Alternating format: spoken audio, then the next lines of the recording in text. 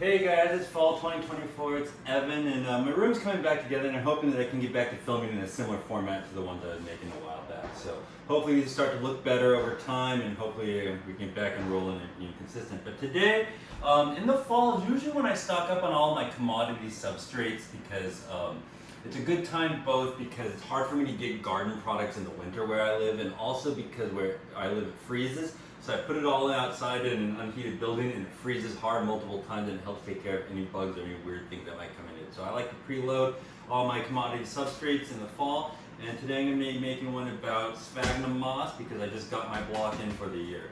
And today basically I'm going to talk about what long fiber sphagnum moss is, the pros and cons of it, how I use it, and where I get it. And long fiber sphagnum moss is a very important commodity in horticulture, and I will just tell you the coolest reptile delivery I've ever gotten.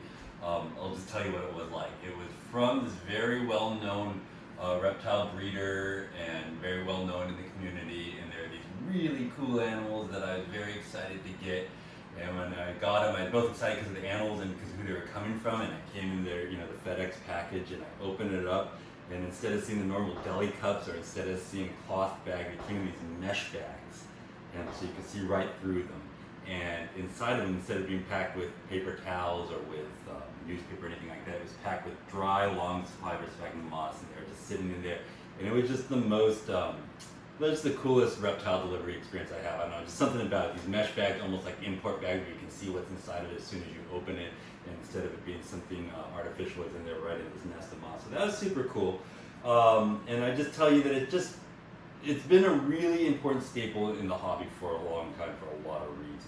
And what long fiber sphagnum moss is different than peat moss or sphagnum peat moss. And if you think about a sphagnum bog where it grows in these boggy areas, there's different layers of growth. And so the top layer is where the moss is growing, and then these older layers of it are down lower in the water. And the deeper you get into it, the more decomposed it gets. And so I went onto a sphagnum moss industry website, and they grade it like H1 through H10. And H10 is that top living layer of moss, and then below it is further levels of decomposition until it gets to turn back into soil. And long fiber sphagnum moss are those top couple layers of moss. It's not the peat moss that you get that's kind of fine, like coffee texture, cocoa texture at the garden store. It is a long fiber, and I will tell you that the pros and cons of this, if you look at this, here it is when it's loosened and dehydrated. It has this wonderful ability to hold lots of water, but not be soggy. This is very wet. This is, I don't know if you can see it dripping, but it's holding lots of water, but it's not getting matted down.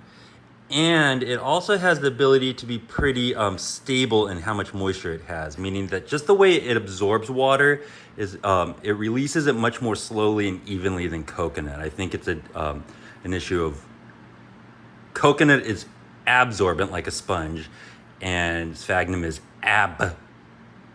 adsorbent with a D as in dog, if you're familiar with those applied science terms. But just it holds its moisture a lot longer. You don't have to re-wet it as frequently, and it releases it much more evenly. And so it's got this really wonderful texture, tremendous amount of water holding abilities. It's versatile. You can control the moisture levels on this and make this a very, very wet substrate, but you can also be careful with it and make it a drier substrate. And the other really nice thing about it is it's super hygienic. It's acidic, and it just seems to not mold, not get rotten, not get fetid, not get dank. And as it breaks down, the texture just almost gets even better because it starts to turn into peat moss. And so it's just got a really wonderful, wonderful texture to it. And those are the wonderful properties behind it. And the cons to it, there's really only one con to it that I think that matters to keeping in general. And that is that it is hard when it is very dry, like this, it is hard to wet. And when it is very wet, it is hard to dry out. That's the yin or the yang to the qualities of it. It holds a lot of water and it's stable. So what I generally like to do when it comes to compressed brick is I'll try to break off a chunk of it, and I will soak it in water until it can be loose like this. But what I try to do is I try to maintain that and leave it out in the open, because when you have to add enough water to it when it's compressed that I feel like it's overly wetted and it gets kind of matted down. So then what I like to try to do is leave it in an open tub like this for a couple of days before I use it use it because then it just dries out to the right amount. Similarly, if you ever have a cage that gets bone dry, it's going to be hard to re-wet. If you just pour water on it, it's going to it's not going to absorb it quickly. So try not to let it get bone dry if you don't want it to be bone dry. And if it does get bone dry, don't pour water on it. Use a mister. Mist it a little bit, come back in a little bit and mist it again. And that's the way to rehydrate. But that's the big con of it in terms of day-to-day keeping, is if you let it get too wet or you let it get too dry, it gets hard to manage. But that's just also the other side of that sort of it being great at holding water and retaining water. The other two disadvantages to it, I find, are one, that it's pretty freaking expensive, especially since COVID. This cost me $85 and it's 6 pounds worth. It's more expensive if you don't buy it in bulk. And then the other con, and I don't know how much I subscribe to this or don't subscribe to this, but a lot of people question whether it is ecologically sustainable. You can read up on it. It is a growing plant material, so it is renewable. And I think the top layer where it's not decomposed and underwater is probably more renewable than the actual peat moss that we're getting for the garden center, because that takes years and years to decompose. But if you're worried about that, go read the arguments, because I don't really want to get into that fight with you guys. But then we're going to talk about how I use it, and I use it 3 different ways. This is kind of an interesting way to use it. I'm showing this to you to show that it doesn't always have to be a dripping wet substrate. And I use it on my baby children's pythons. And it's because it holds enough moisture. You see on this cool side where the water bowl is, there's some water dripping here, but overall this is dry. And it's just a really wonderful texture. It doesn't get super dry like a paper towel or aspen or something like that that's going to risk desiccating these little tiny babies. And as long as I make sure to manage it and be careful that it's not overly wet when I put it in there, it's really just, it's the best substrate I've found for these guys. So for babies when they're like this is one of my holdbacks. I have a few more if you're interested. You can find me at evank@facebook.com. But I use them like that on my children's pythons. And then I will also use it in various reptile cages in their human hides. So whenever you hear me being a proponent of human hides, these are all full of sphagnum moss. It's really good for smaller hides like this. I use it as a component of the mixture in these bigger hides just because I think it gets a little expensive and impractical in these big cages, but I mix it in with bits of horticultural peat moss, the broken down version of that, and coconut chunks. But you can also use it over here, and you can, I'll show you a different way to do it, would be to use, like I'm gonna add humid hides in here, because I just got my new peat moss, and I'm gonna use these, fill them up with wet moss and do it here. But you can also do things like just mix it into and amend one corner of your rack with sphagnum moss, this back corner, and it will hold more water, and you can wet that. And then I put a plastic hide over that, and now that's the humid hide box. So you can do it different ways, but it's really great as a kind of boutique or specialty substrate for holding water and whatnot.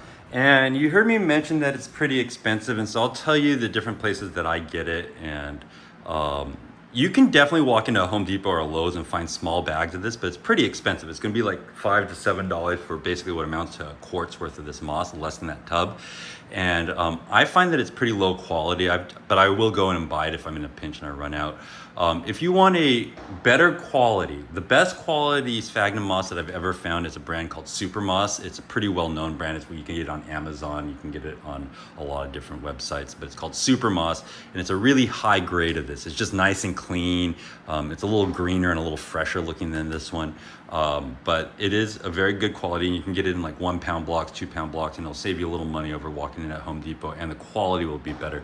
But what I try to do is I try to look at horticultural bulk purchases, and so this is a 6 to 8 pound block, and I paid $82 for it delivered from a company called Equigenera. I'll put the link down low. That's pretty good price for it. This one weighed a little over 6 pounds, so it's like 12 bucks a pound.